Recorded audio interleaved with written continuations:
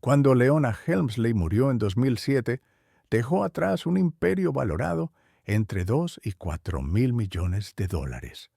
No es inusual para una multimillonaria del sector inmobiliario. Lo inusual fue quién la heredó. No fue su hijo, no fueron sus nietos, ni siquiera sus socios comerciales.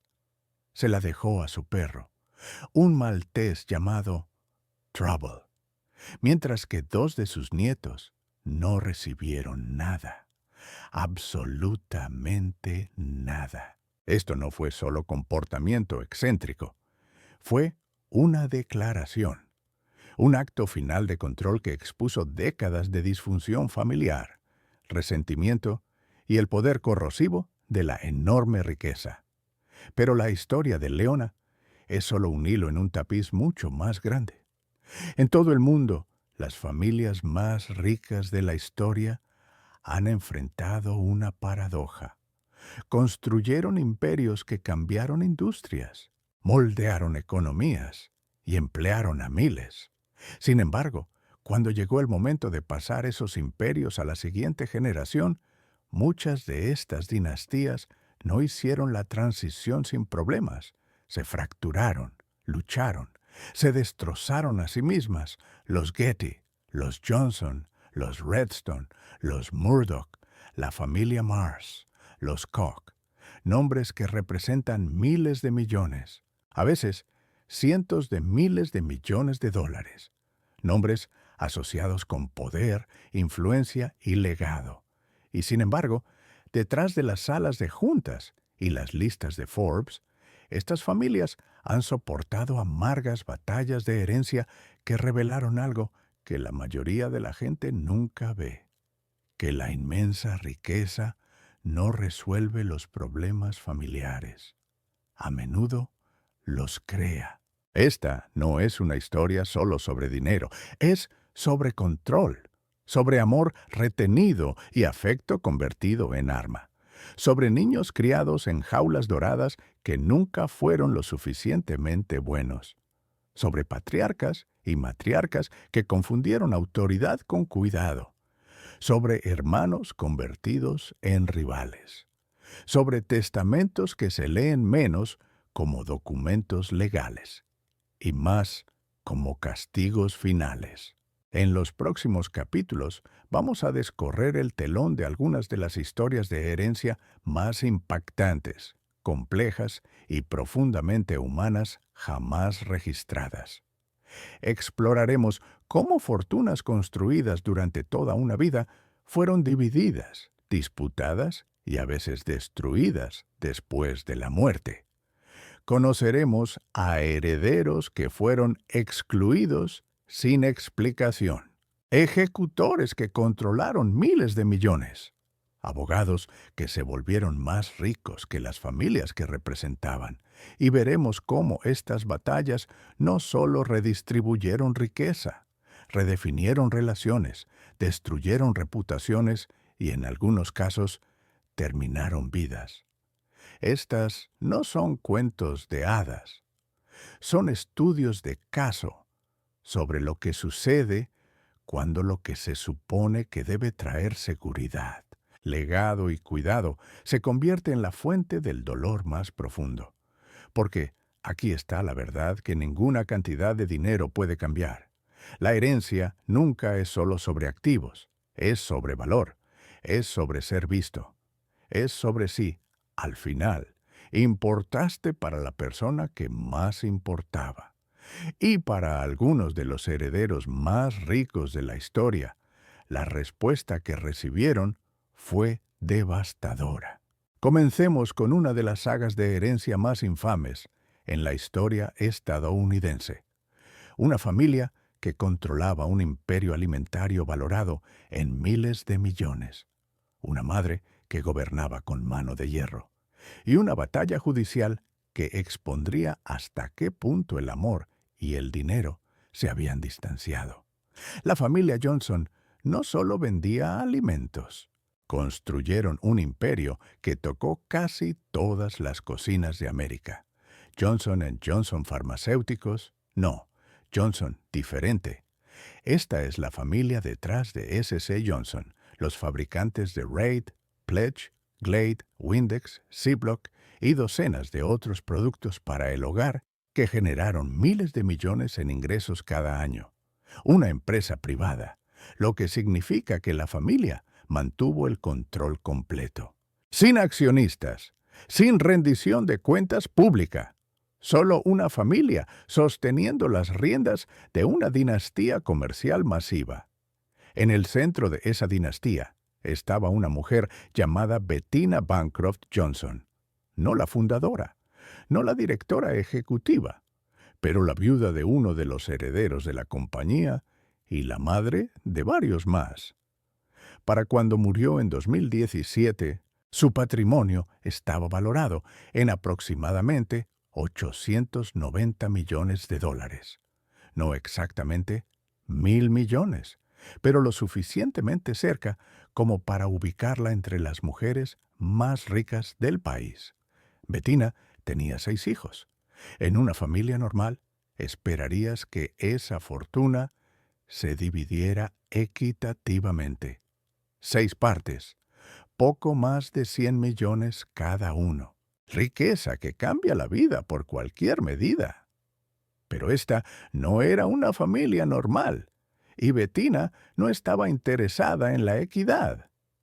3 de sus hijos, los que habían mantenido relaciones con ella, que se habían mantenido cerca, que habían jugado según sus reglas, recibieron sus partes. Los otros 3 recibieron casi nada. Y uno de esos 3 era su propia hija, Casey Johnson, una mujer cuya vida se convertiría en titulares de tabloides, adicción y muerte temprana.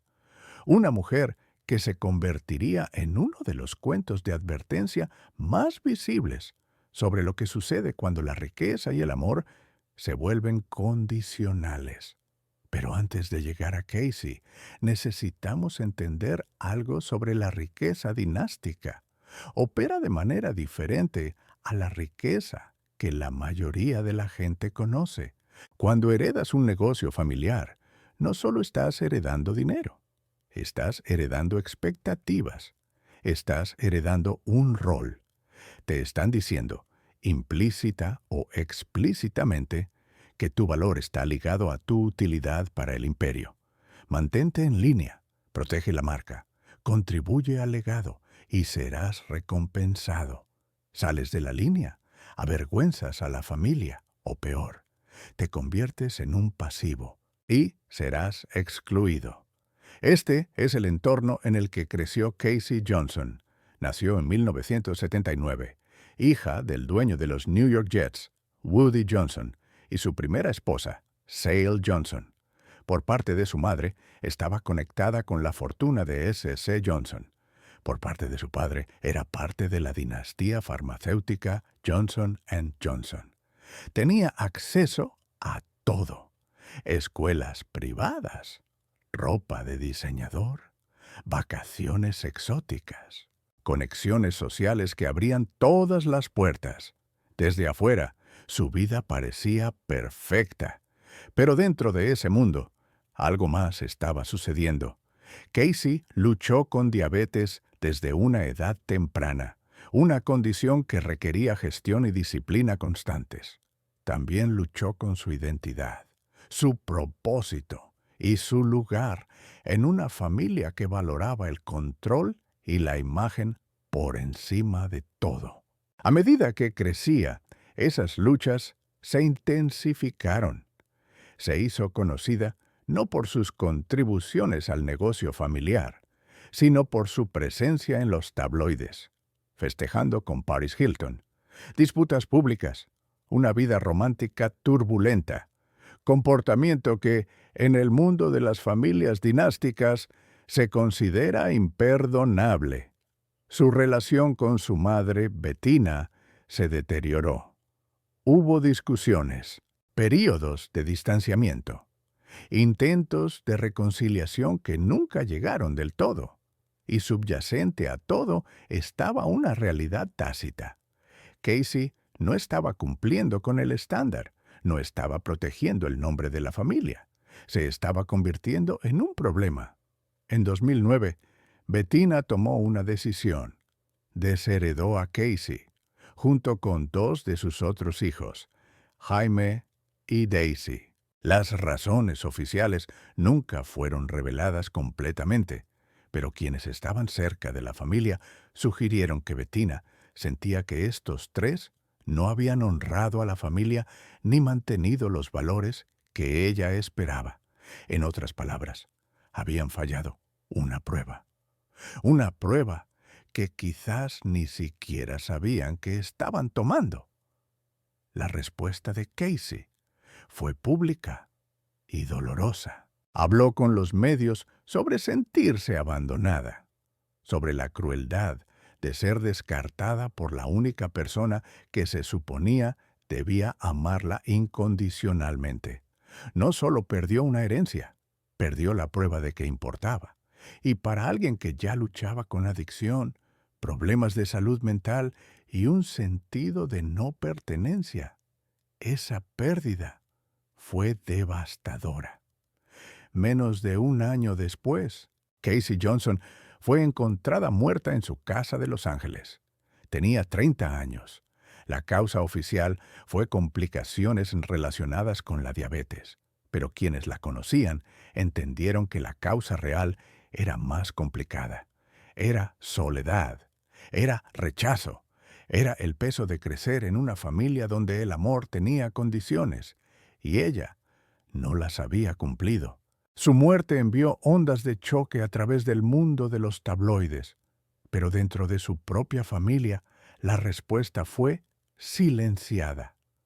Hubo memoriales privados, declaraciones cuidadosamente redactadas, pero ningún ajuste de cuentas público con lo que había sucedido. Ningún reconocimiento de que quizás la decisión de desheredar a una hija en dificultades había jugado un papel en su caída. Bettina Johnson viviría otros 7 años, y cuando murió, su testamento permaneció como estaba escrito. Casey, incluso en la muerte, no recibió nada. El mensaje fue claro. El perdón tenía límites, y el amor de una madre también. Esta es la realidad de la herencia en el mundo de los ultra ricos. No se trata solo de dividir activos. Es sobre poder. Es sobre juicio. Es sobre un ajuste de cuentas final de quién cumplió con las expectativas y quién no. Y para aquellos que se quedan cortos, las consecuencias pueden ser más que financieras. Pueden ser fatales. La historia de Casey Johnson es trágica, pero no es única. A través del paisaje de la riqueza estadounidense surgen patrones similares. Herederos excluidos, fortunas convertidas en armas, familias destruidas no por la falta de dinero, sino por su abundancia. Y cuando comienzas a mirar de cerca, empiezas a ver que estos no son incidentes aislados, son síntomas de un problema más profundo. Uno que plantea preguntas incómodas sobre lo que la enorme riqueza hace a las personas que la poseen. Considera la familia Getty, una de las dinastías más ricas en la historia estadounidense, construida sobre petróleo, arte y perspicacia empresarial despiadada. J. Paul Getty, el patriarca, fue una vez el hombre más rico del mundo. También fue, según la mayoría de las cuentas, uno de los padres más crueles imaginables. Creía que la riqueza hacía a las personas débiles. Así que retuvo afecto, retuvo aprobación y en algunos casos retuvo dinero, incluso cuando su propia familia estaba en peligro. El ejemplo más famoso ocurrió en 1973.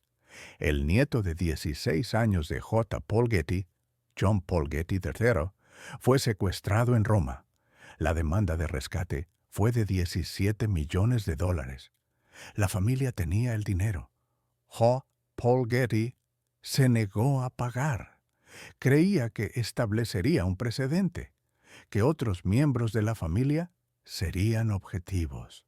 Así que dejó que su nieto permaneciera cautivo durante 5 meses.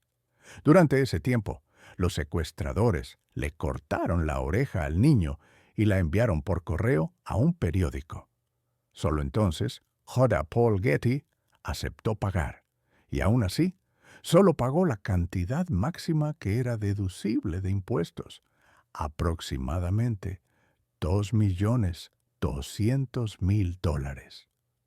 El resto se lo prestó a su hijo, el padre del niño, con un interés del 4%. Piensa en eso por un momento. Un abuelo tan comprometido con sus principios o tan desconectado de la emoción humana que negoció el precio de la vida de su propio nieto y cobró intereses por el resto. Esto no fue pobreza forzando decisiones imposibles. Esto fue riqueza tan vasta que lo había desconectado de la empatía básica. John Paul Getty III sobrevivió, pero nunca se recuperó completamente. Luchó con la adicción durante años y finalmente sufrió un derrame cerebral que lo dejó paralizado y casi ciego. Vivió las últimas décadas de su vida en esa condición, un hombre roto de una familia rota. Y cuando J. Paul Getty murió en 1976, su testamento reflejó la misma frialdad que había mostrado en vida. La mayor parte de su fortuna fue al Museo Getty. Los miembros sobrevivientes de su familia recibieron sumas relativamente modestas, al menos según los estándares de los multimillonarios. Algunos no recibieron nada en absoluto, pero las batallas de gerencia de la familia Getty no terminaron ahí. Continuaron durante generaciones. Gordon Getty, uno de los hijos de Jorah Paul, heredó el control del fideicomiso familiar. Tuvo hijos fuera de su matrimonio, creando disputas legales complejas sobre quién tenía derecho a la fortuna familiar. Hubo demandas, acusaciones y divisiones amargas que se desarrollaron en público. La familia, que una vez simbolizó el éxito estadounidense, se convirtió en un símbolo de disfunción. O considera la familia Murdoch. Rupert Murdoch, el titán de los medios, construyó uno de los imperios de comunicaciones más poderosos del mundo: Fox News, The Wall Street Journal, HarperCollins, estudios de cine, periódicos en múltiples continentes, una cartera valorada en miles de millones, e influencia que moldeó la política en Estados Unidos, Reino Unido y Australia. Durante décadas, la pregunta no fue solo quién heredaría su riqueza, sino quién heredaría su poder. Murdoch tiene 6 hijos de 3 matrimonios. Durante años, se asumió que su imperio se dividiría entre 4 de ellos: Lachlan, James, Elizabeth y Prudence. Fueron preparados para el liderazgo. Se sentaron en juntas directivas. Se les dieron posiciones de autoridad. Pero a medida que Murdoch envejecía, las dinámicas cambiaron. Lachlan, el hijo mayor, emergió como el favorito. James, una vez visto como un posible sucesor, chocó con su padre sobre la dirección editorial y finalmente se alejó. Las hijas fueron marginadas. Luego vino el divorcio. En 2022, Rupert Murdoch se divorció de Jerry Hall, su cuarta esposa, después de solo 6 años de matrimonio. El acuerdo fue reportado en cientos de millones. Pero más importante, el divorcio desencadenó discusiones renovadas sobre la sucesión. ¿Quién controlaría el fideicomiso familiar después de la muerte de Murdoch? ¿Se dividiría equitativamente?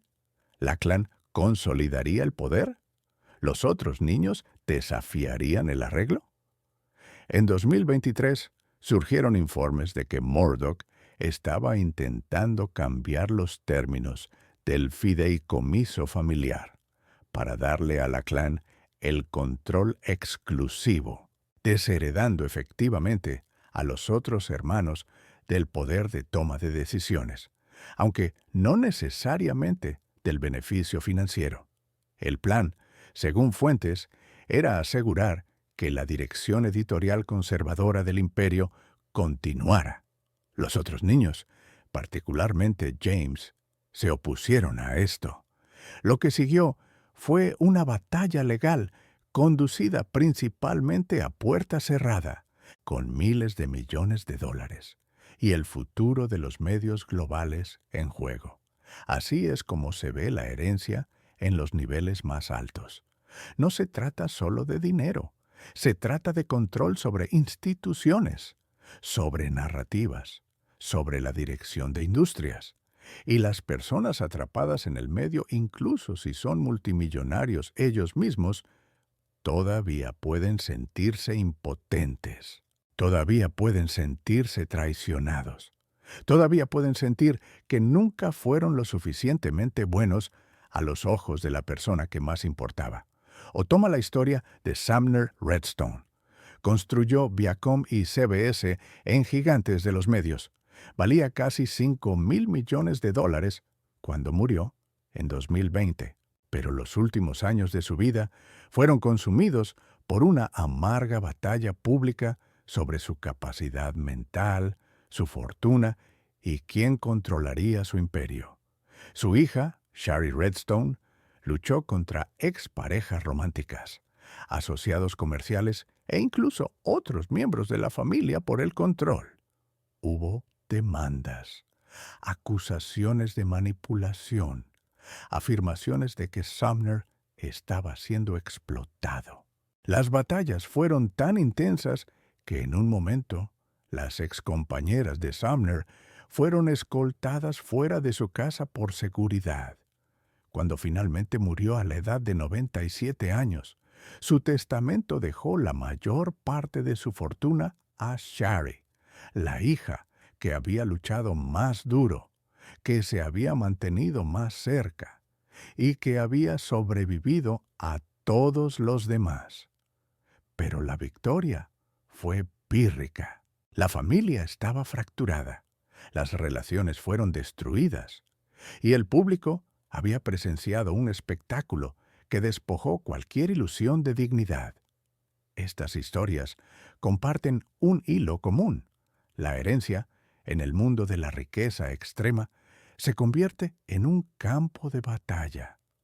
Es donde se mide el amor, donde se determina el valor, donde décadas de resentimiento, favoritismo y disfunción llegan a un punto crítico, y los resultados rara vez son justos, rara vez son amables, a menudo son devastadores.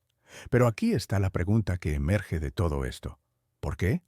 ¿Por qué las familias con todas las ventajas posibles, todos los recursos, todas las oportunidades de hacer las cosas de manera diferente, por qué fracasan tan a menudo? ¿Por qué la presencia de tanta riqueza parece garantizar tanto dolor? La respuesta es más compleja que la codicia, es más humana que eso. Y es lo que exploraremos a continuación. La psicología de la riqueza extrema no es bien comprendida por la mayoría de las personas, porque la mayoría de las personas nunca la experimentarán. Pero los investigadores que estudian a los ultra ricos han identificado patrones que ayudan a explicar por qué tantas de estas familias colapsan bajo el peso de sus propias fortunas. Y las explicaciones no son lo que podrías esperar. Primero, está lo que los psicólogos llaman afluencia, aunque el término ha sido mal utilizado en la cultura popular. La realidad clínica es más matizada. Cuando los niños crecen con recursos ilimitados, a menudo luchan por desarrollar un sentido de propósito o logro. Todo se les da, nada se gana. Y aunque eso podría sonar envidiable, crea un vacío psicológico profundo. Los humanos necesitan sentirse competentes. Necesitamos superar desafíos. Necesitamos creer que nuestras acciones tienen consecuencias y que nuestros esfuerzos importan. Cuando la riqueza elimina todos los obstáculos, también elimina la oportunidad de construir autoestima. Por eso, tantos herederos luchan con adicción, depresión y falta de rumbo. No es que sean débiles, es que han sido colocados en un entorno que hace casi imposible sentirse verdaderamente realizados. No importa lo que logren, siempre está la pregunta: ¿habría tenido éxito sin el apellido familiar? ¿Sin el dinero familiar? Y a menudo, la respuesta es no. Esa es una realidad difícil de vivir. Segundo, está el tema del control. Las personas que construyen enormes fortunas son, casi por definición, orientadas al control. Son disciplinadas, son estratégicas, están dispuestas a tomar decisiones difíciles. Estos son los rasgos que permiten a alguien convertir un negocio en un imperio. Pero estos mismos rasgos a menudo los convierten en padres terribles. Porque el control que funciona en una sala de juntas no funciona en una familia. Los niños no son empleados, no pueden ser gestionados hacia el cumplimiento. Y cuando los padres lo intentan, el resultado es rebeldía, resentimiento o, en algunos casos, cierre emocional completo. Joe. Paul Getty controló a su familia de la misma manera que controló su negocio, con hojas de cálculo, cálculos y eficiencia despiadada. Vio el secuestro de su nieto como un problema de negociación, no como una crisis humana. Eso no es porque fuera un monstruo, es porque toda su visión del mundo fue moldeada por décadas de operar en entornos donde todo podía ser cuantificado, optimizado y resuelto a través del pensamiento estratégico. La empatía era un pasivo en ese mundo, y para cuando la necesitó, había perdido la capacidad para ella. Tercero, y quizás más importante, está el tema del legado. Para las personas en la cima de la pirámide de riqueza, el legado no se trata solo de ser recordado. Se trata de asegurar que todo lo que construyeron continúe, que su visión perdure, que el imperio no se desmorone en el momento en que se van. Por eso, tantos patriarcas y matriarcas se obsesionan con el control incluso más allá de la tumba. Usan fideicomisos, estipulaciones y condiciones para tratar de obligar a sus hijos y nietos a comportarse de ciertas maneras, para preservar el negocio, para proteger la marca, para mantener el nombre de la familia. Pero aquí está el problema. No puedes controlar a las personas desde más allá de la tumba. Puedes controlar el dinero, puedes controlar los activos, pero no puedes controlar el amor, no puedes controlar la lealtad. Y cuando lo intentas, creas exactamente el tipo de resentimiento y disfunción que destruye el legado que estabas tratando de proteger. Considera la familia Mars, una de las familias más ricas y secretas del mundo. Mars Inc., la compañía detrás de M&M's, Snickers y docenas de otras marcas globales, vale más de $100,000 millones. La familia ha logrado evitar los escándalos públicos que plagaron a los Getty y los Johnson, en gran parte porque operan con extrema privacidad y disciplina. Pero incluso ellos han enfrentado tensiones internas. Forrest Mars Sr., quien construyó el moderno imperio Mars, era conocido por su naturaleza exigente. Esperaba perfección de sus hijos. Insistía en que trabajaran en el negocio y se probaran a sí mismos en cada nivel. Usó la amenaza de desheredación como herramienta para mantener el control. Y aunque sus hijos finalmente tomaron el control de la compañía y la dirigieron con éxito, el costo emocional fue significativo. Los miembros de la familia han descrito una cultura de miedo, donde el amor era condicional al desempeño, y la aprobación tenía que ganarse todos los días. Esta es una dinámica común en las familias dinásticas. El fundador sacrifica todo para construir el negocio. Pierden cumpleaños, aniversarios, hitos. Priorizan el trabajo sobre las relaciones porque creen que están construyendo algo que cuidará de la familia para siempre. Pero lo que realmente están haciendo es crear una relación transaccional con sus propios hijos. Una donde el afecto está ligado a la utilidad, donde la herencia se convierte en la única prueba de amor. Y cuando esa herencia es retenida o dividida desigualmente o hecha condicional al comportamiento, envía un mensaje devastador. Dice, nunca fuiste suficiente, nunca fuiste verdaderamente amado por quien eres, solo fuiste valorado por lo que podías contribuir. Esto es lo que le pasó a Casey Johnson. Esto es lo que les pasó a los herederos Getty desheredados. Esto es lo que está sucediendo ahora mismo en la familia Murdoch, donde los hermanos están luchando no solo por dinero, sino por validación, por prueba de que importaban para su padre, que todos esos años tratando de complacerlo, de moldearse para encajar en su visión, que significó algo. Ahora, es importante reconocer que no todas las familias ricas siguen este patrón. Hay familias que gestionan la riqueza responsablemente, que crían hijos con los pies en la tierra, que usan sus recursos para crear oportunidades en lugar de dependencia. La familia Rockefeller, por ejemplo, ha evitado en gran medida la disfunción pública de otras dinastías.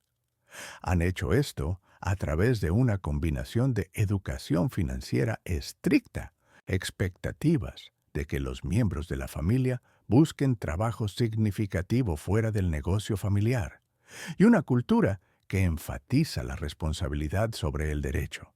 Pero estas familias son la excepción, no la regla. E incluso ellas te dirán que requiere esfuerzo constante y deliberado.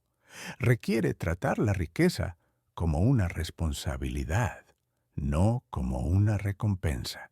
Requiere estar dispuesto a decir no a tus hijos, dejar que luchen, dejar que fracasen. Y lo más importante, requiere separar la herencia financiera de la validación emocional, porque ese es el problema central. Cuando los padres usan el dinero como sustituto del amor o como arma para controlar el comportamiento, crean una dinámica donde la herencia se convierte en el juicio final.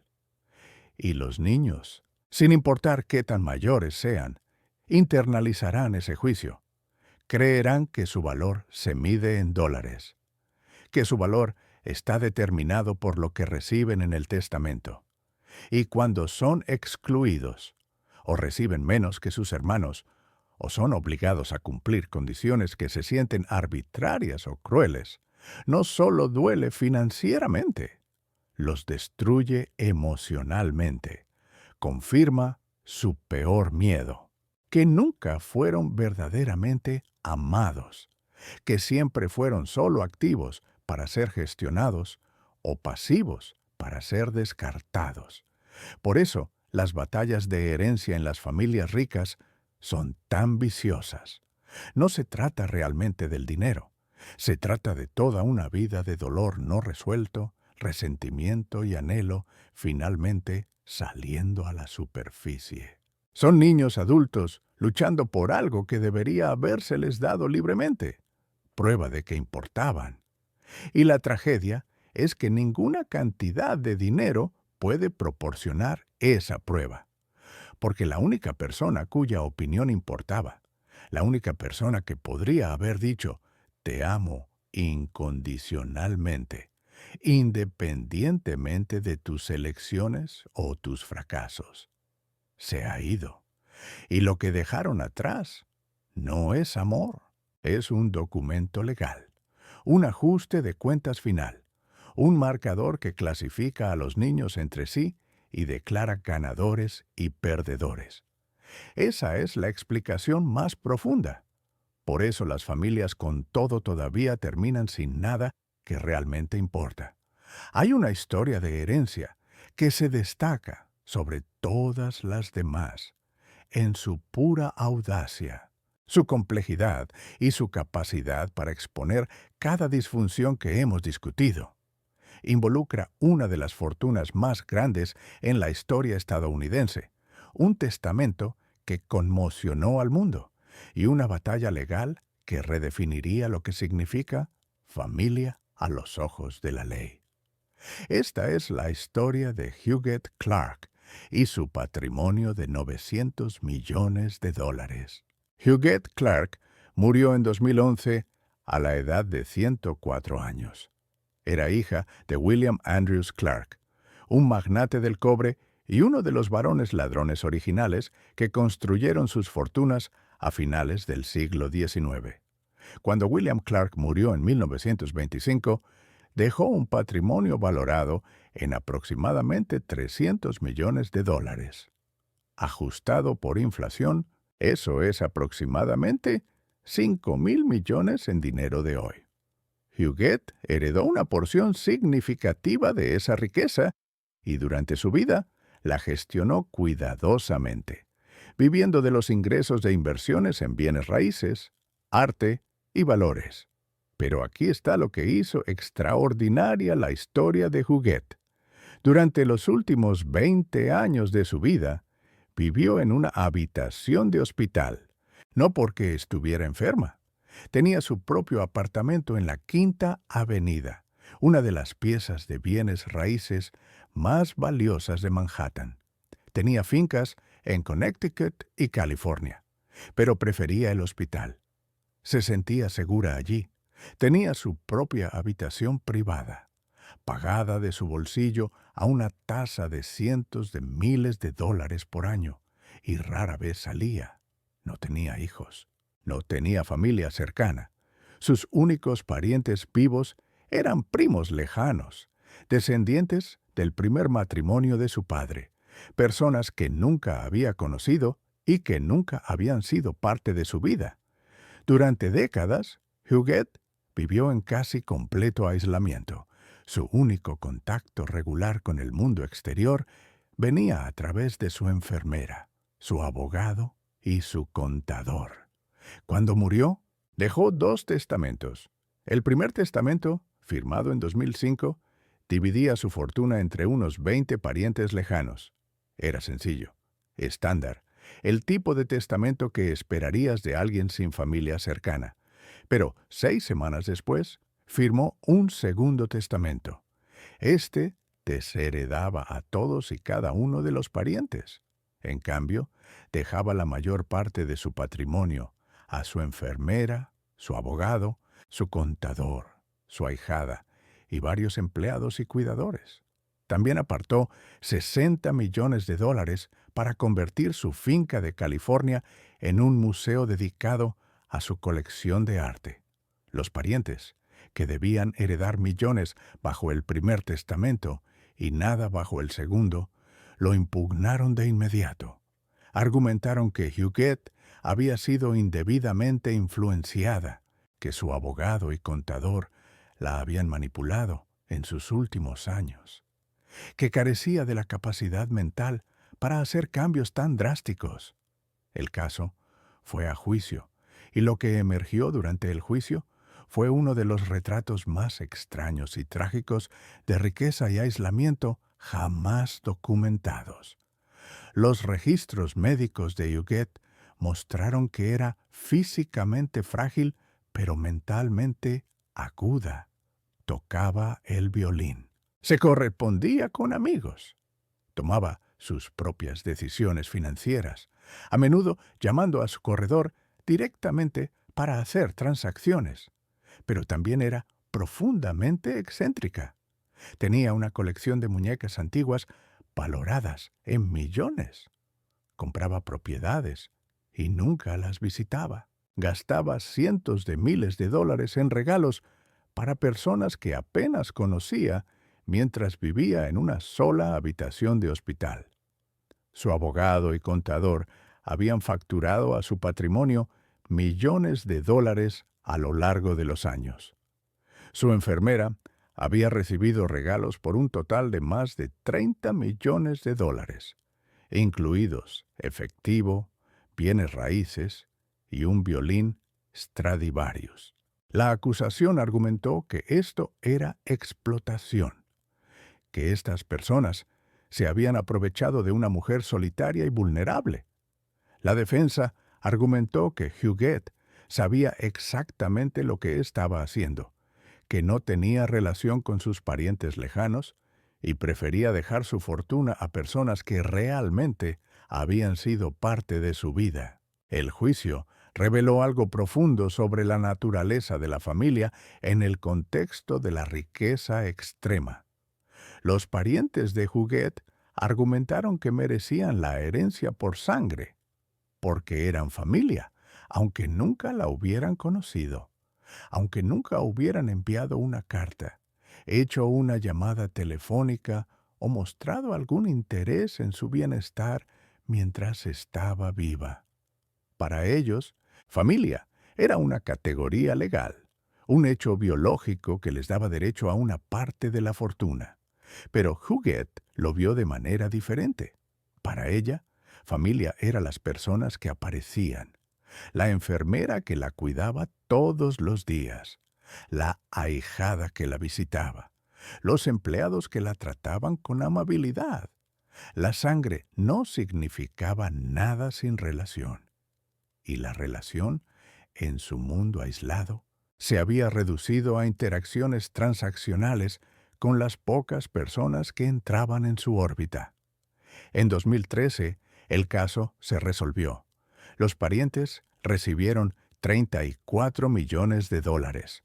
El resto del patrimonio se distribuyó según una versión modificada del Segundo Testamento, con la enfermera recibiendo significativamente menos de lo designado originalmente, y varios de los legados más cuestionables siendo reducidos. El acuerdo no satisfizo a nadie. Los parientes se sintieron estafados.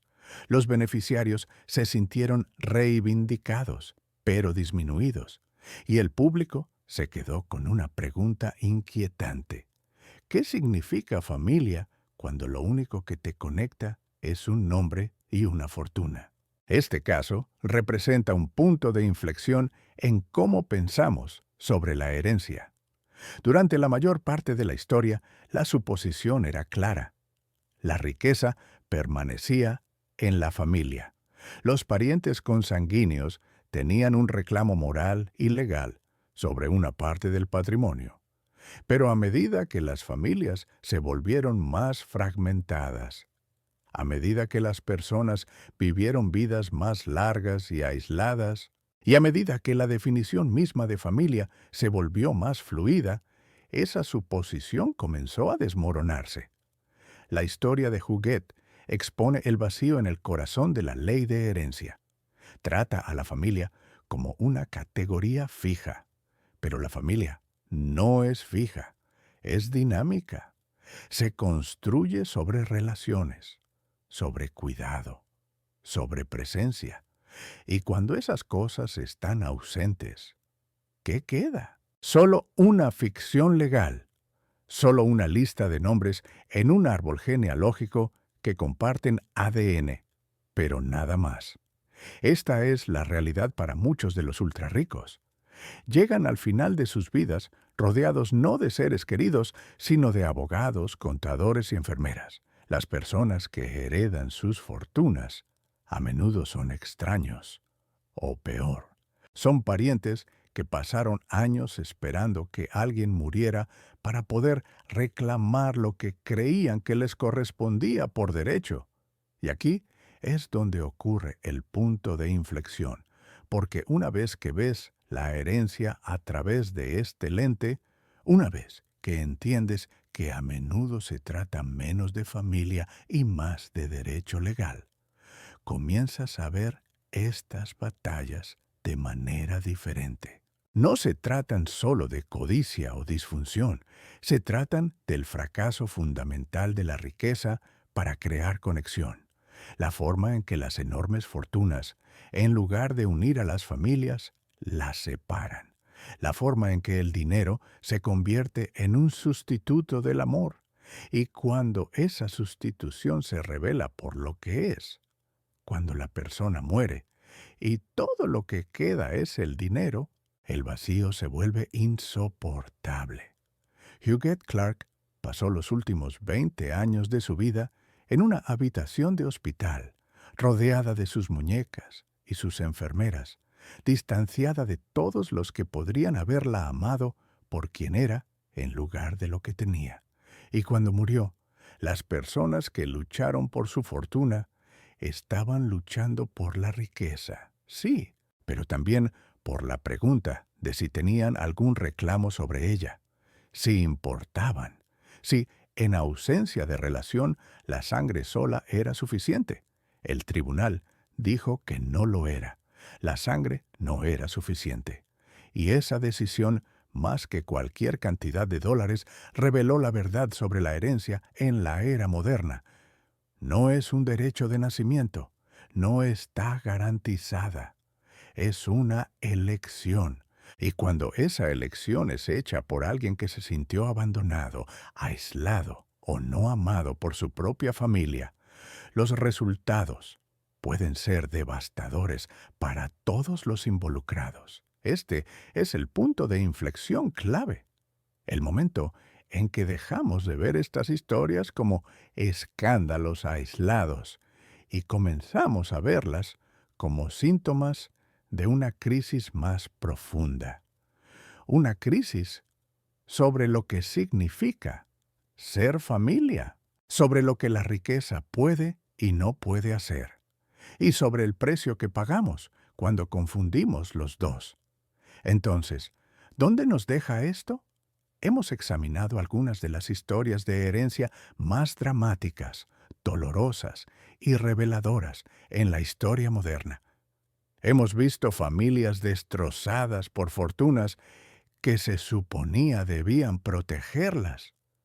Hemos visto niños luchar por validación disfraza de dinero. Hemos sido testigos de los ricos morir solos, rodeados de extraños que se convirtieron en su única conexión con el mundo.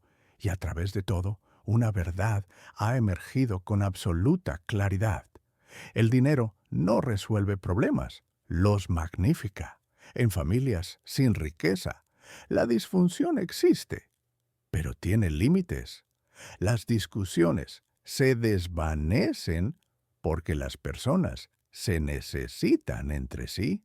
Los resentimientos se suavizan porque la supervivencia requiere cooperación.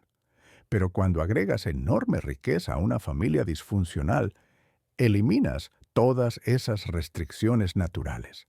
Creas un entorno donde las personas pueden permitirse nunca hablar de nuevo, donde los rencores pueden durar generaciones, donde las cosas que deberían unir a las familias, herencia, legado, historia compartida, se convierten en armas.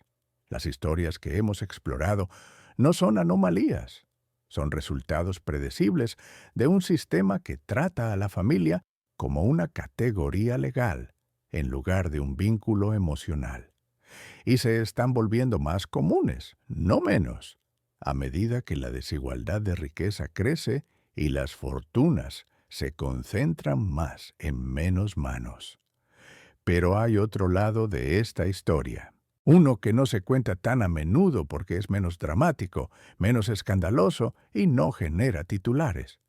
Es la historia de familias que lo hacen bien, que entienden que la riqueza es una herramienta, no una identidad, que crían niños capaces, independientes y con los pies en la tierra, que usan la herencia como una forma de empoderar a la próxima generación, no de controlarla.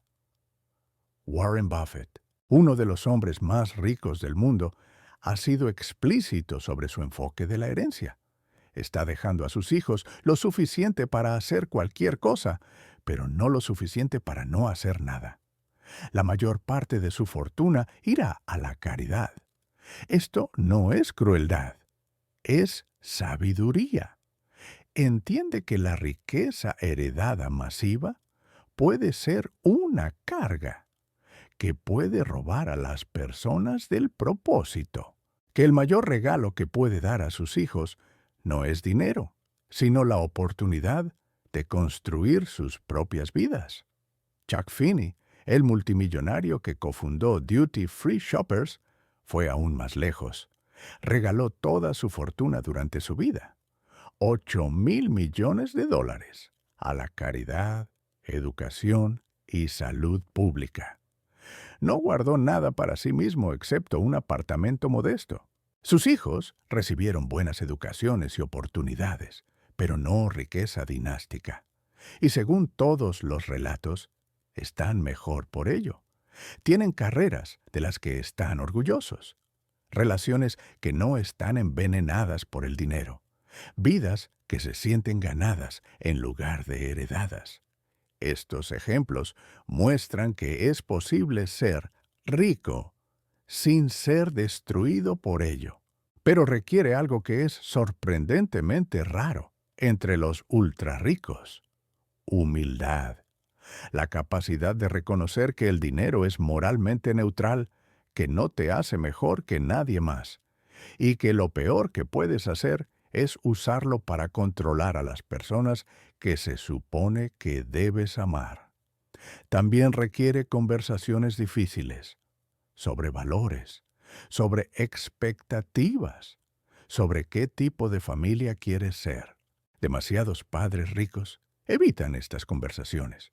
Usan el testamento como una comunicación final, una forma de expresar decepción o favoritismo, sin tener que confrontar a sus hijos directamente. Y para cuando se lee el testamento, es demasiado tarde. La persona que tomó esas decisiones se ha ido, y las personas que quedan están obligadas a interpretar, a adivinar, a preguntarse si alguna vez fueron verdaderamente amadas. La alternativa es la transparencia. Es decirles a tus hijos, mientras aún estás vivo, lo que estás planeando y por qué. Es tener el coraje de explicar tus valores, de reconocer tus errores y de dar a las personas la oportunidad de responder. Es tratar la herencia como una conversación, no como un veredicto. Para aquellos en el lado receptor, los que crecieron en la riqueza o que están por heredarla, hay un tipo diferente de desafío. Es aprender a separar tu autoestima de tu patrimonio neto. Es reconocer que el dinero que heredas no te define, y que ser desheredado no significa que no vales nada. Es entender que la herencia más valiosa no es el dinero en absoluto. Son valores, habilidades, relaciones y un sentido de propósito que no puede ser quitado por un testamento. Casey Johnson nunca aprendió esa lección. Necesitaba la aprobación de su madre tan desesperadamente que cuando fue retirada no pudo sobrevivir. Pero otros sí lo han hecho. Hay herederos, desheredados, que han seguido adelante para construir vidas exitosas en sus propios términos, que han descubierto que ser excluido, aunque doloroso, también fue liberador. Les dio permiso para dejar de intentar complacer a alguien que nunca podría ser complacido, para dejar de medirse contra estándares imposibles, para finalmente vivir para sí mismos. Las historias de herencia que hemos examinado no se tratan solo de familias individuales. Se tratan de una pregunta más grande que cada sociedad tiene que responder. ¿Qué le debemos a la próxima generación? ¿Es riqueza, seguridad, oportunidad? ¿O es algo menos tangible, pero más valioso? la oportunidad de construir algo propio, la libertad de fracasar sin que sea catastrófico, el conocimiento de que son amados por quienes son, no por lo que podrían llegar a ser. Diferentes culturas responden esta pregunta de manera diferente. En algunas partes del mundo, se espera que la riqueza familiar se comparta a través de generaciones, con cada generación agregando y transmitiéndola. En otras, el énfasis está en la educación y la oportunidad en lugar de la transferencia financiera directa. No hay una sola respuesta correcta. Pero lo que está claro es que el modelo estadounidense, el que produjo a los Getty y los Johnson y los Clark, no está funcionando. Está creando miseria en la cima de la pirámide de riqueza tan ciertamente como la pobreza crea miseria en la base. Y tal vez esa sea la lección final aquí, que la riqueza extrema, como la pobreza extrema, es un tipo de privación. No de recursos, obviamente, sino de algo igualmente importante. Conexión, propósito, la capacidad de confiar en que las personas se preocupan por ti, por quién eres. Las Huguette Clark del mundo, viviendo en habitaciones de hospital rodeadas de muñecas, están tan aisladas como cualquiera durmiendo en la calle. El dinero no las hace menos solitarias, solo hace que la soledad sea más cara. Entonces, ¿qué sacamos de todo esto? Si eres alguien que mira esto desde afuera, alguien que nunca heredará una fortuna o construirá un imperio, es tentador sentir una especie de schadenfreude. Pensar, bueno, al menos no tengo esos problemas. Pero eso pierde el punto. Estas historias no se tratan de dinero, se tratan de familia, de amor, de la necesidad humana fundamental de importar para alguien, y esas necesidades son universales. Las batallas de herencia que hemos explorado son versiones extremas de dinámicas que existen en cada familia. El favoritismo, los resentimientos no dichos, el amor condicional, el ajuste de cuentas final, donde descubrimos si fuimos suficientes. La mayoría de nosotros no experimentaremos estas cosas en el contexto de patrimonios de miles de millones de dólares, pero las experimentaremos. Y las lecciones son las mismas. Di lo que quieres decir mientras estás vivo. No dejes que el dinero se convierta en un sustituto de la relación. No uses la herencia como arma o marcador. Y si estás en el lado receptor, recuerda que tu valor no está determinado por lo que alguien más eligió darte. Está determinado por quién eres y qué haces con la vida que te han dado. Estas familias tuvieron todas las ventajas y aún así lo hicieron mal. No porque fueran personas únicamente terribles, sino porque cayeron en patrones que la riqueza hace fáciles y dolorosos de escapar. Dejaron que el dinero definiera sus relaciones. Dejaron que el control reemplazara la conexión. Y al final, se quedaron con fortunas que nadie realmente quería, porque lo único que alguien realmente quería era algo que el dinero no podía comprar. Amor. Incondicional, dado libremente, no contingente en el desempeño o la conformidad, o mantenerse en línea. Solo amor. Y eso, más que cualquier herencia, es lo que demasiadas de estas familias nunca tuvieron. ¿Alguna vez imaginaste que una herencia podría ser tan complicada, tan dolorosa o tan reveladora sobre lo que el dinero puede y no puede hacer? Deja tus pensamientos en los comentarios.